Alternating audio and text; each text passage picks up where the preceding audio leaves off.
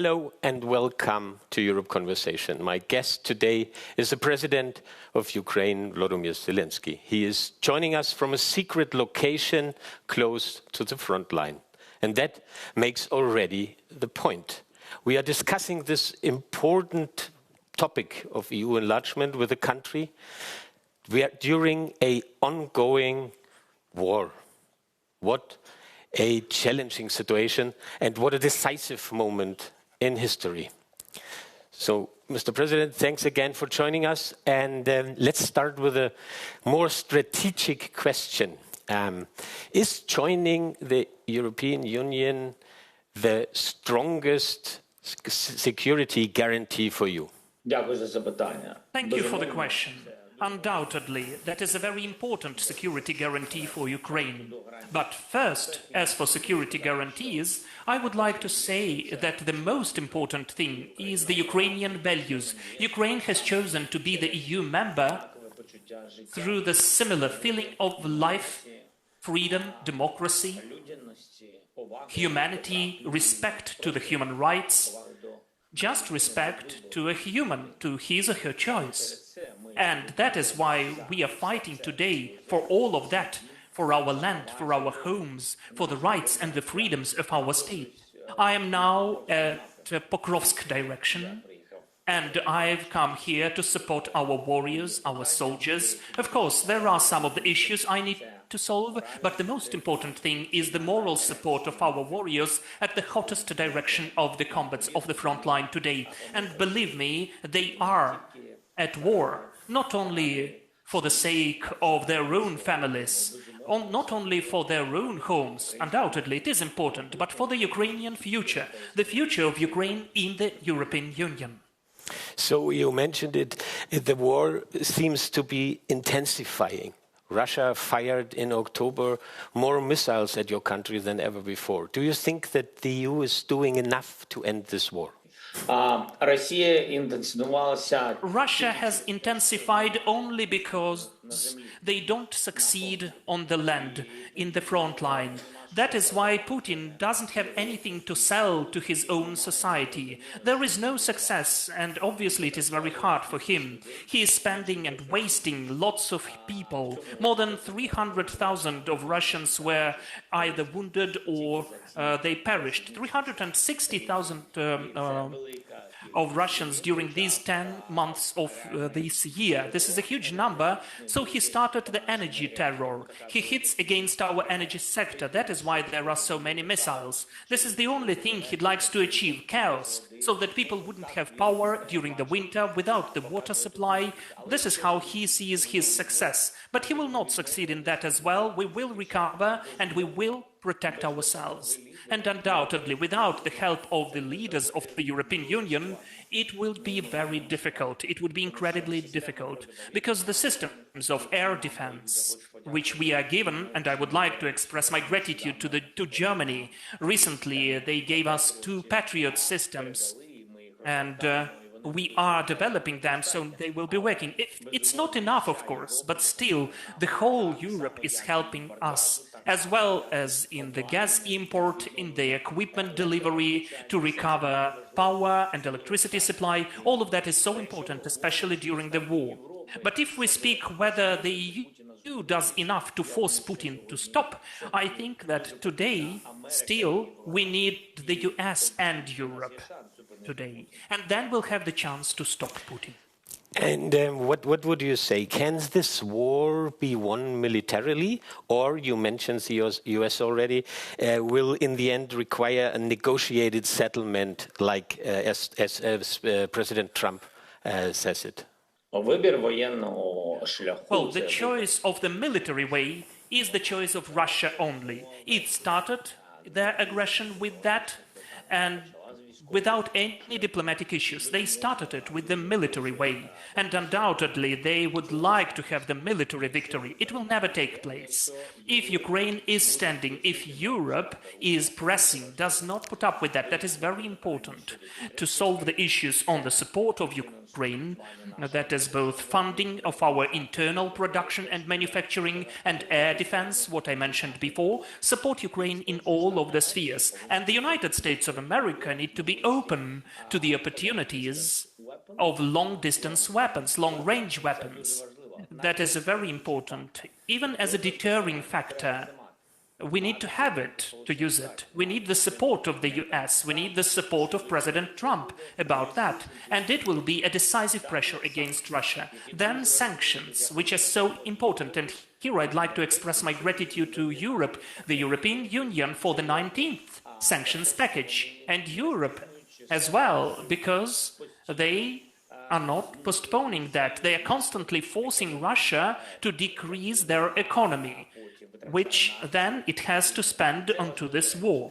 That is important as well. And the latest sanctions of President Trump and the United States of America were really important against the oil companies of Russia. We cannot stop on that. We need secondary sanctions. We need following stronger gas sanctions, and also against nuclear generation of Russian Federation. All of those steps are really comprehensible, but against their military-industrial complex, so that they wouldn't construct and create so many missiles which Russia is using against Ukraine. All of those things are the tools of pressure. And this is the right thing to do if the aggressor is inadequate and doesn't want to stop. These are the tools, the things which would force and push Russia to the negotiations process, to diplomacy. And undoubtedly, in this diplomacy, we'll need both America and Europe. Let's stay one moment longer with the President of the United States. Has Donald Trump given you any indication that he supports Ukraine joining the European Union? Donald Trump is supporting Ukraine as the future EU member. We have discussed that with him. He is supporting that, and he understands that this is the choice of the Ukrainian people, and Ukraine is the part of Europe. Geographically, geopolitically, and historically. We were talking about the blockage of some of the points by the Hungarian leader, and I asked President Trump if he supports me in that to help us. So he told me that he will do everything possible, whatever he can. So the Commission's new enlargement report we are discussing today here delivers a lot of positive content concerning Ukraine. At one point it states, and I quote, "Despite the very difficult circumstances the country finds itself in on account of Russia's war of aggression, Ukraine continued to demonstrate remarkable commitment to the EU accession path over the last year." Remarkable commitment, Mr. President. Does that sound like a compliment to you, or more like much more needs to happen? For us, it's a very high assessment, evaluation of our work and our service, and I would like to thank for that to the European Union, the Presidents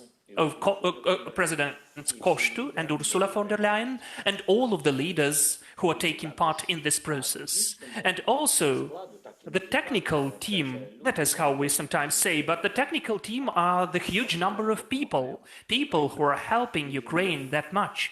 So for us, it is very important. For us, Ukraine is fighting for its independence, and our future is in the EU, which is the part of our independence, the part of independence from the vector and factor of Russia. And for us, it is an important factor that we are highly assessed during this year. It is not that easy for us during the war to conduct these or those legislative amendments, obviously because of different reasons. I don't want to complain. We are a very strong country opposing Russia and their wish to destroy us. That is why I am sure that we will introduce all of the legislative amendments and other necessary steps. We have faced the task, the assignment, to implement all of that, to prepare all of the clusters till the end of the current year. We will be ready, or at least we will try to do our best, whatever we can, to achieve that. And about that, in my opinion, we have the united country, united population, society, the power authorities, and that's an important factor. I wouldn't like this process to be too long, too lengthy. I mean, the processes which do not depend on us. Those are clusters opening. Why? Well, because the EU factor, the fact that Ukraine is fighting for itself in Europe is very important for the morale, for the moral support, both of our people and all of our military. That is very important, that this is the bilateral movement. And we would really like that to be well assessed by all of the possible institutions and all of the leaders who are sometimes in doubts. So for us, the quicker Ukraine is able to open the clusters and to have the fully fledged negotiations platforms, the better it is for us. It will be a supporting factor for Ukraine. So as you know, and in the last weeks it was always reported, here in Brussels there are some concerns about judicial independence in Ukraine, especially after the creation of two independent anti-corruption bodies. The enlargement report says, recent negative trends, including a growing pressure on the specialized anti-corruption agencies and civil society, must be decisively reversed. What will you do to address these concerns? Well, in my opinion, I do not see that in the report. I know that there are certain messages, but I would check the real quotes from the report. But secondly, during the war, we have implemented the widest, the broadest anti-corruption infrastructure in Europe. And I don't know about any country who has that many anti-corruption authorities. Maybe it can be in other countries, but we are doing everything possible. There is a plan, and it's not the plan which we are inventing. This is the plan which we create in the dialogue with the European Union to start the negotiations platform, to open the clusters. Ukraine has to stick to the very specific list of laws and reforms. And that is why, during the war, we need to be more specific in our steps. We are focused on that in a sufficient way. There is a request from Ukraine. Our legislation should coincide or be approximate to the European one. There are certain laws and reforms, and we are implementing them. An interesting idea discussed here in Brussels, as you know, allow new members in earlier, but without full membership rights at first. Would you be willing to speed up a session, to give up a veto at the beginning? No, how can I understand that? It seems to me it's very important that we would like that Ukraine could get such a treatment as to the equals. And if we speak about the EU membership, it has to be fully fledged. It seems to me that that is very important when we have at the same table equal countries in spite of their size of the territory or the population. It's important that they share similar values. In my opinion, you cannot be semi or demi-member of the EU. Talking about veto, there is all eyes on Hungary. So Ukraine had hoped to open 5 clusters. None of them has happened because Hungary blocked it by veto. What would you be prepared to offer Viktor Orban to move this forward? I'm not sure that Ukraine has to bargain with its own values. Russia failed to do that. So I don't know, I don't think that Ukraine or that the Hungarian leader can do that. You cannot stop the people in their rights.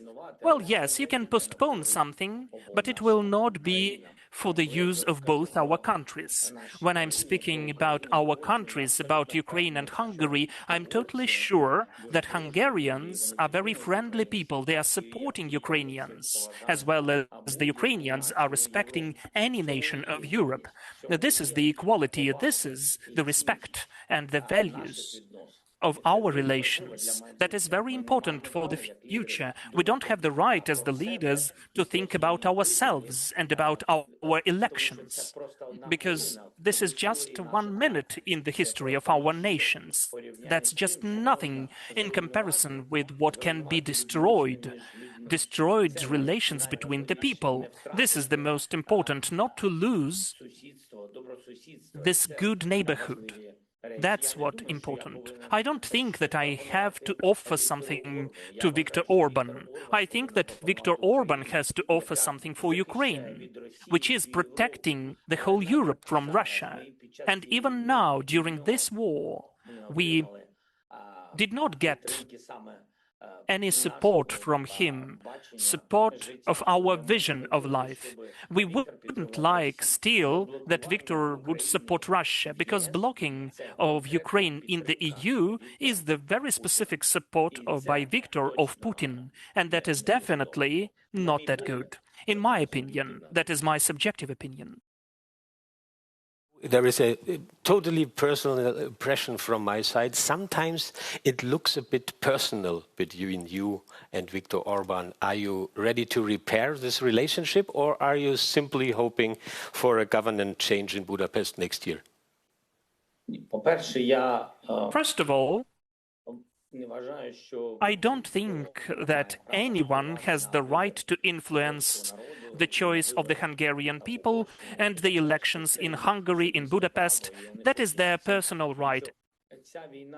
This war, the war for the freedom of the country, which is 40 times smaller than the aggressor is, this war will not forget anyone and anything. There will be peace, peaceful times, and we would need to look straight forward into the eyes of each other. We need to have the opportunity to respect each other, and that's it. It's nothing about being personal. It's not about personalities. We are at war for our survival, for our lives. And we would really like the Prime Minister of Hungary to support us, at least not block us. If we do everything, if there are the rules and we comply with them, whatever is needed to open the clusters, we would like us to be respected. And it's not only the respect to us, but the respect of the Hungarian leader to the rules and regulations of the European Union, as Hungary is the member of the EU. Those are the rules. So you need to do lots of important things, and then the cluster after cluster is opened. That is the way. So let's end with a, let's say, more personal approach, and let us look forward. Where will Ukraine and the EU be in 2030? Or, as I said, in a bit more personal view, will you be the president who brought Ukraine into the EU? First and foremost, I would like to believe that Ukraine will be in the EU before that. You open again the timeline. What is your wish, if it's earlier than 2030? I would like that to take place in the fair way, when Ukraine is standing for itself and when the war is over. I think it would be just and fair, because as I already mentioned, we are at war for this kind of future, for our Ukraine and for the future of Ukraine in Europe. Undoubtedly, I would like to be